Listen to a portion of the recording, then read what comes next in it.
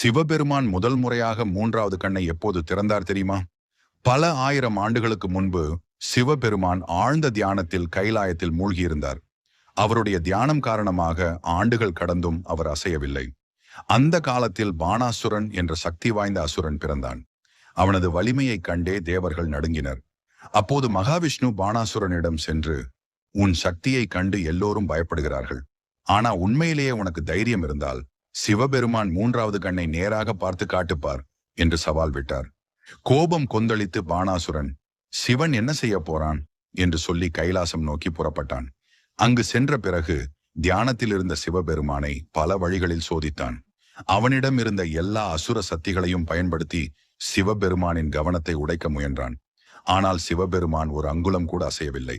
பின்னர் தந்திரமாக, பிரபுவே, நான் உங்கள் பக்தன், உங்களை பார்க்கத்தான் கைலாசம் ஏறி வந்தேன் என்று பொய் கூறினான். இப்படி இருந்தும் சிவபெருமான் எந்த அசைவும் காட்டவில்லை.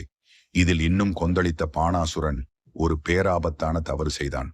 தியானத்தில் இருந்த சிவபெருமானின் முகத்துக்கு நேராக காலால் அடி கொடுத்து, கண்களை திற, கண்களை திற என்று சிரித்தபடி கிண்டல் அடித்தான்.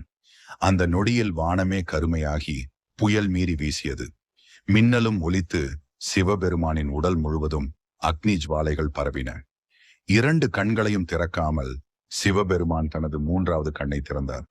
அந்த கண்ணிலிருந்து பாய்ந்த தீ ஜுவாலைகள் பாணாசுரனை நேராக தாக்கி அவனை எரித்து சாம்பலாக்கின.